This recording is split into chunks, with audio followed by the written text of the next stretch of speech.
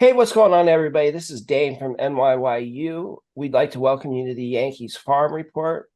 Carlos, how you doing? I'm well, Dane. I'm well, especially after this weekend. Yeah, this weekend was phenomenal. I was so Hmm. excited.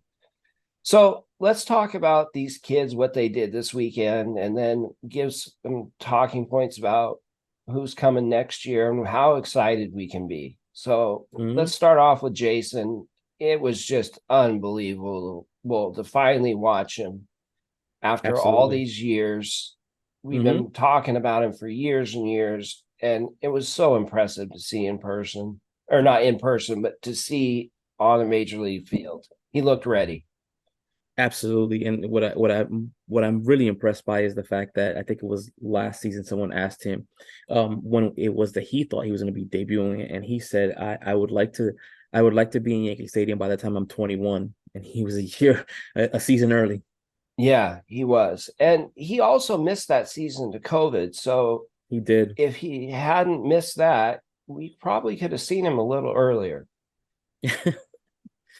Um, in regards to that, I just want to mention real quick that I know a few people, a few Yankee fans are, I guess, so excited that they might have missed the first half of his season.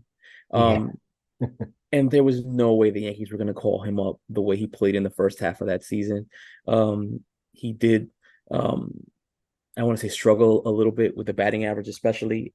I was okay with the rest of the numbers, such as on base percentage, the power numbers, stolen bases, and all of that. I think he's still leads the league in walks, the Eastern League. But yeah, the batting average definitely wasn't where you wanted it to be.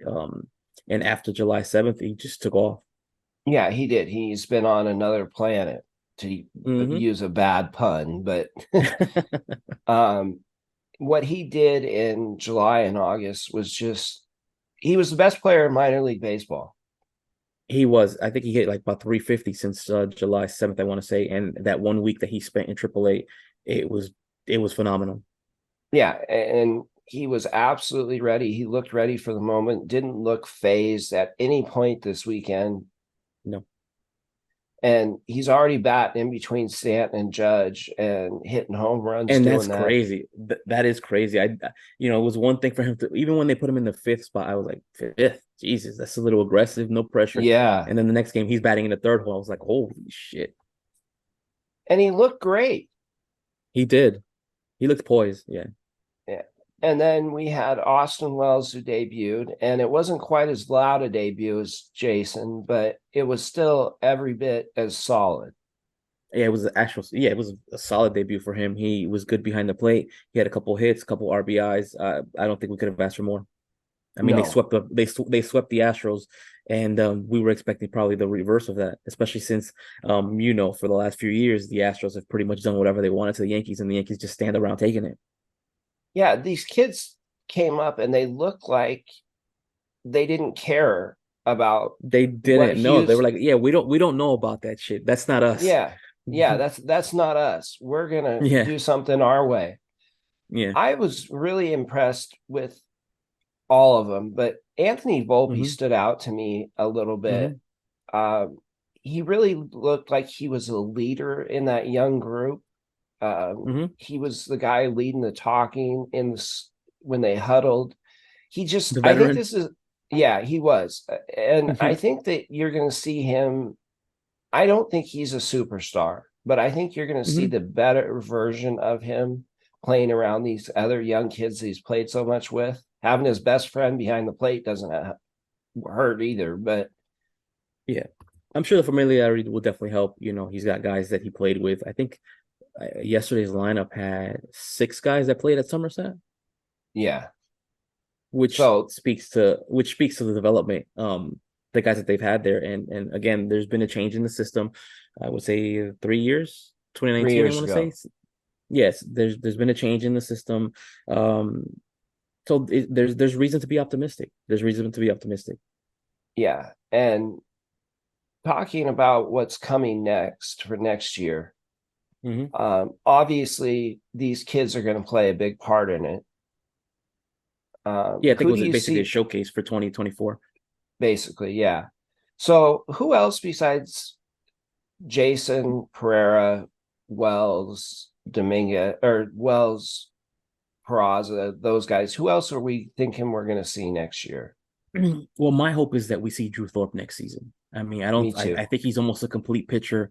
I would say he's about 90% complete. There's not much more that he can learn at these levels, especially at AAA, in my opinion.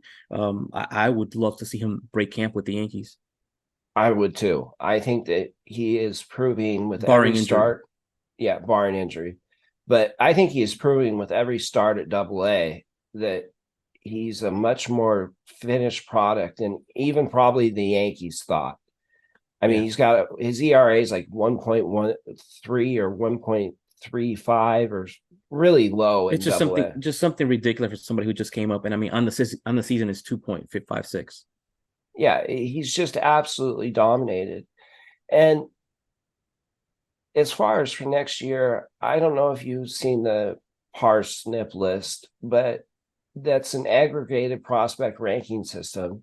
And they have three of our pitching prospects in the top 10 overall. Thorpe was number one. They think he's the Chase best five. Chase was what, 5?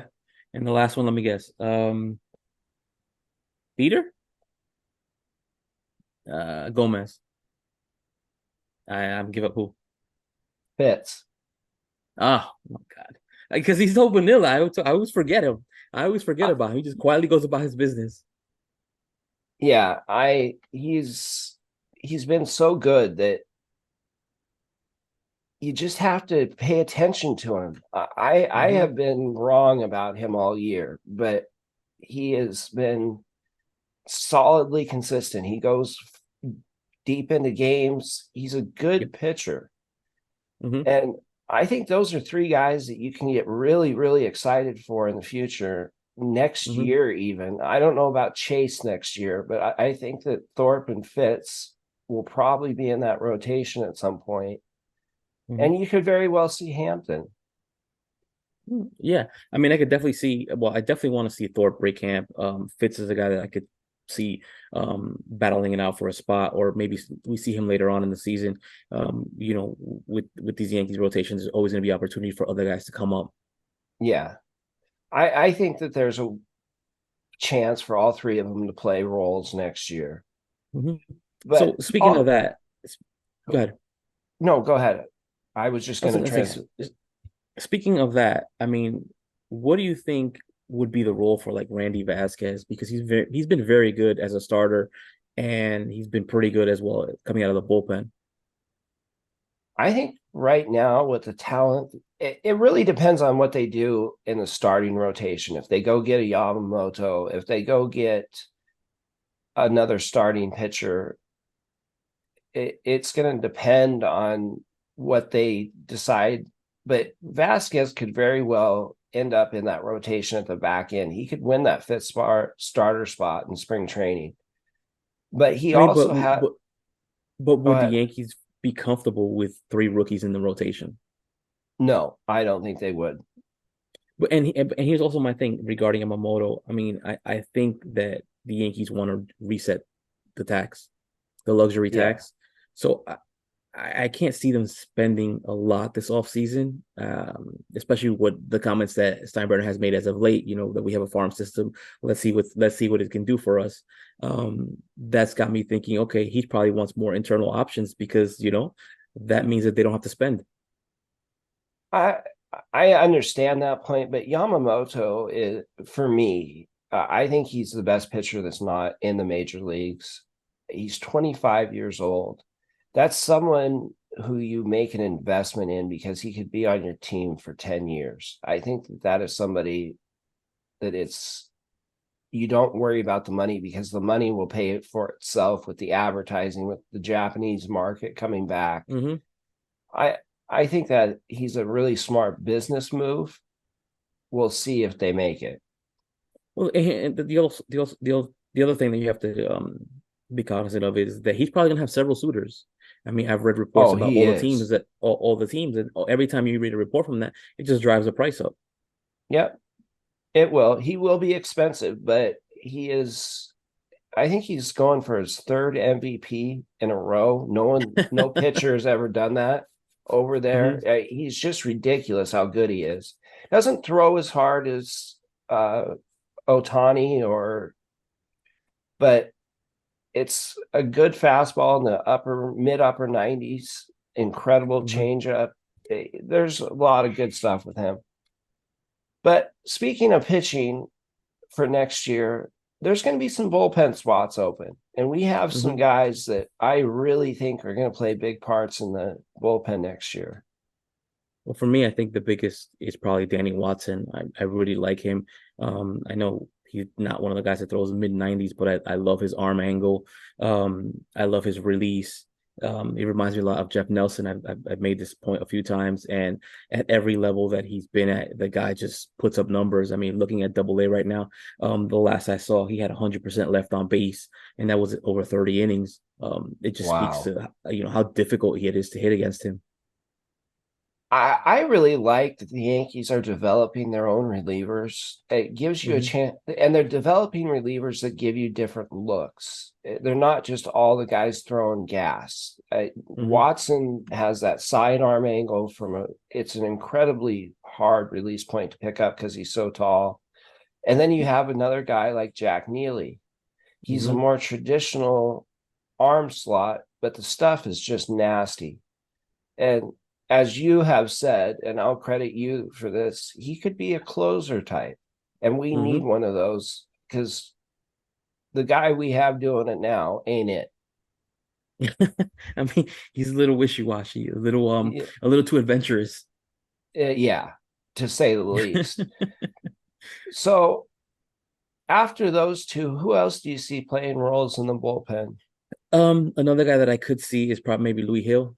I don't know what the Yankees' plan for him is. I think he was a starter for the Yankees, pretty much all his career. He's been a starter. Maybe they ease him slowly back up to full arm strength, through bullpen use. Yeah, I would like to see that. I think that he certainly has bullpen stuff as far as the velocity and the Yeah, slider. explosive What fastball. explode, yeah, very much so. But I think what's going to change or keep him either a starter or determine if he's a reliever is that changeup. If the changeup Hmm. has gotten better, he's probably going to be a starter next year. If it hasn't, he probably needs to go to the bullpen where he will be really, really good. Hmm. So I don't know. We'll have to see when he gets healthier and more stretched out. Yep. So on The the other hit, guy, well, sorry, go one ahead. of the last guy that I had was regarding was Johnny Brito. That maybe it's time to abandon the whole starting rotation thing for him. He's very good coming out of the bullpen. As not counting his last outing, he was at 17 and two-thirds innings pitched and with a 50% ground ball rate and pitching to a 1.53 ERA. He's looked absolutely fantastic out of the bullpen. He doesn't have to go to that curveball that he struggles with. He can go four seam, sinker, changeup, and he's really, really good at that. I would put him in the bullpen for next year and count on him being a really big part of it. I Hmm. really like what I've seen from Brito as a reliever.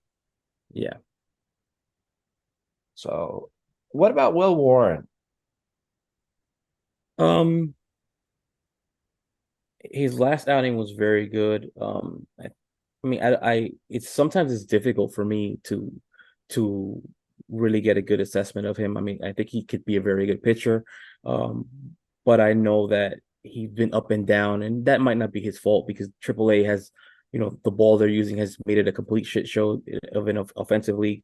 Um, so I'm not sure, and I thought he would be a guy that we would see when Uh-huh. the rosters expanded, just so we can get a good look at him and see, where he can help the Yankees. Another guy that I was really hoping to get a look at was Yoendry Gomes. Yes, absolutely. Yeah. I'm not sure what his role will be because he doesn't seem to be able to stay healthy as a starter.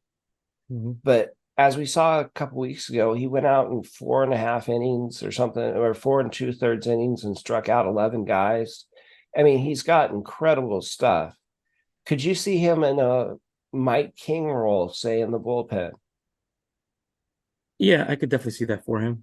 He could be a guy that gives you maybe, well, yeah, a guy that gives you like 3 innings or something like that, middle reliever. He pitched very well in spring training. I had high hopes for him. I spoke to him last week, and in regards to the roster expansion, he told me that he very much is looking forward to it, and he was hoping that he would get the call up, but I guess it just didn't happen for him. I think it still might. I think that they absolutely have to get a look at him because he's out of options, as we've talked about before. It would make And sense. yeah, so who else you got? I just had those guys. The rest were hitters. We've spoken about. We know about Pereira. I would hope that Oswald Peraza gets more of a look. I think he can contribute on this team, but I'm just not sure in what capacity, especially since you still have DJ, and I'm not sure, if the Yankees are going to completely divorce themselves from IKF. Well, he's a free agent, and so if what is IKF worth as far as a contract? Do you give him 3 years, 30 million? To me, he's worth nothing. So but yeah, but I'm not Cashman. I would definitely have made a move a long time ago because this is my number one, my number two prospect at one yeah, point. So I would want to see what it is that he can do at this major league level or how he contribute. I would do everything I can to clear a path for him. yeah. So would I. And one thing that we saw that I really liked about this weekend was that he had started using a toe tap for his Hmm. trigger, Hmm. and he worked with Sean Casey, and Casey told him to go back to his original leg kick. And as soon Hmm. as he did that, he had a 3-hit game. He had a big hit last night. He's looked more comfortable at the plate. Hmm. Um, like I said, as far as Peraza, I just think he needs more opportunities, consistent opportunities. I know as soon as he came up, he played 2 games that first week. So that's not a way that you're going to develop your number two prospect if you're just playing him 2 times a week. No, I'm really looking forward to him getting consistent playing time for the rest of the month and really seeing what he can do. Hmm. And I think he can be a big part next year. I think DJ is probably going to be a 3 to 4 game a week guy where he plays a little bit at first, a little bit at second, a little bit at third. And I think Peraza probably plays the rest of the time at third base. I mean, if the issue with Rizzo isn't resolved, he might be playing a lot more first base, which will open up more opportunities for Oswald. Speaking of weird things, Torres to the outfield. Have you heard that? Here we go again. Yeah, I saw that, and it just boggles the mind. He had a difficult time at shortstop. He looks more comfortable at second base, but you know what? Let's completely uproot him and move him out to left field. I don't think the issue is with his fielding. I think the issue is, um, to me, it's more of a mental issue, right? Yep. It's poor decisions that he makes at sometimes, and if you put him in the outfield, that problem isn't going to go away. It's just something that you have to deal with or you have to live with, unfortunately. I think that it probably even gets worse in the outfield because you have less balls hit towards you. In the infield, you have to always be paying attention. And we've Yeah. seen him lapse in his attention in the infield. In the outfield, it's even more important to stay because you just don't have I the mean, balls hit it. if the ball gets past you, guy's gonna be running forever. But Yeah. I mean, I might be dating myself a little bit, but I remember Steve Sachs had the yips. It was a little bit different. I don't know if you remember Steve Sachs. He I developed an issue where don't. he could no longer. He was an all-star second baseman for the Dodgers. The Yankees traded for him, and a couple years later, he forgot how to throw to first base. And a Yeah, few years later, then Chuck Knobloch had the same issue. Remember, he I just remember forgot how to throw that. to first base, and he had a mental block, and they put him in the outfield. I mean, if that's where we're at, I don't know what to do. But if he's having these issues at second base, they're not going to be fixed by moving him to left field. No, they're not. If you're going to move him positions, you may as well just trade him, in my opinion. I You didn't want to just, say it. yeah, well, it just doesn't make any sense. It's logical, right? It's logical. If you think that this guy's a problem with the glove here, that especially if it's a mental issue, it's not going to be solved by moving him to a different position. Right. Send them to a sports I therapist. That would be better. That would be a better move. Yeah, that would be a much better move. There's a few guys on this team that could use one. So, do you have anything else we want to get at? No, I mean we just continue working, continue pumping out videos. Um, but yeah, we'll keep working. If you guys want to see anything from us, let us know. Drop any questions. Either one of us will be happy to Yeah, try to address it. please, if you guys have questions, send them on Twitter, DMH0726, or at Yankees Farm on either Instagram or Twitter. Send us questions, comments, whatever you guys got. We'll get at them, try to get them on the show. Um, whatever you guys need, that's what we're here for. So, Yep. Los, as always, pleasure. Dane, See you later. later, guys.